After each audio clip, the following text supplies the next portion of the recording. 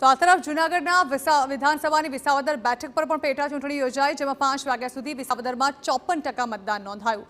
વિસાવદરની પેટા ચૂંટણીમાં મતદાન પૂર્ણ થઈ ચૂક્યું છે। વિસાવદરમાં ભાજપ, આપ અને કોંગ્રેસ વચ્ચે ત્રિપાંખીયો જંગ જામ્યો। કુલ 294 મતદાન મથક પર મતદાન પ્રક્રિયા હાથ ધરવામાં આવી। વિસાવદર બેઠક પર મતદાન માટે વહેલી સવારથી મતદાતાઓની લાંબી કતારો જોવા મળી હતી। તો બપોરે 1 વાગ્યા સુધી 39% મતદાન નોંધાયું હતું, પરંતુ ત્યારબાદ બપોરે મતદાન મથકો સુમસાન જોવા મળ્યા હતા।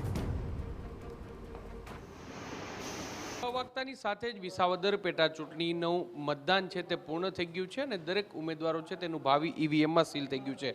અત્યારે અમે ભેસાણ તાલુકાના જે ચૂડા મત વિસ્તાર છે ત્યાં છીએ અને જે પ્રકારે તમે દ્રશ્ય જોઈ રહ્યા છો કે જે ચૂંટણી વિભાગના અધિકારીઓ છે તેમના દ્વારા હવે ઈવીએમ સીલ કરવાની કામગીરી છે તે કરવામાં આવી છે। વિસાવદરની પેટા ચૂંટણીમાં ત્રિપાંખીયો જંગ હતો। 3 પક્ષના ઉમેદવારો છે, તેની સાથે સાથે 16 જેટલા ઉમેદવારોનું ભાવિ છે તે અત્યારે ઈવીએમમાં સીલ છે તે થઈ ગયું છે।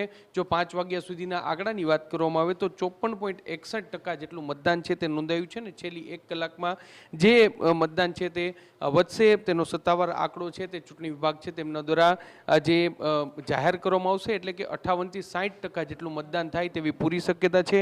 સામાન્ય રીતે વિસાવદરની આ ચૂંટણી છે તે એટલા માટે ચર્ચાસ્પદ રહી કારણ કે 2012થી અહીંના જે મતદારો છે તેમના દ્વારા સરકાર વિરુદ્ધનો મેન્ડેટ છે તે આપવામાં આવે છે અને તેને લઈને જે આ ચૂંટણી છે તે આ વખતે રસપ્રદ બની હતી। આમ આદમી પાર્ટી તરફથી ગોપાલ ઇટાલિયા, સાથે સાથે ભાજપ તરફથી કિરીટ પટેલ ઉમેદવાર હતા અને બંને વચ્ચે કાંટે કી ટક્કર જેવો જંગ છે તે જોવા મળ્યો હતો। હવે મતદારો છે તે કોના પર પસંદગીનો કળશ છે તે ઢોળ્યો છે તે આગામી 23 તારીખે જ્યારે પરિણામ છે ત્યારે ખબર પડશે। હાલમાં ચૂંટણી વિભાગ છે તેમના દ્વારા આ જે ઈવીએમ છે તે સીલ કરવાની કામગીરી છે તે કરવામાં આવી છે ને તે આ તમામ ઈવીએમ છે તેને સ્ટ્રોંગ રૂમમાં રાખવામાં આવશે ને ત્યારબાદ 23 તારીખે જનતા જનાર્દનનો ચુકાદો છે તે જાહેર થશે।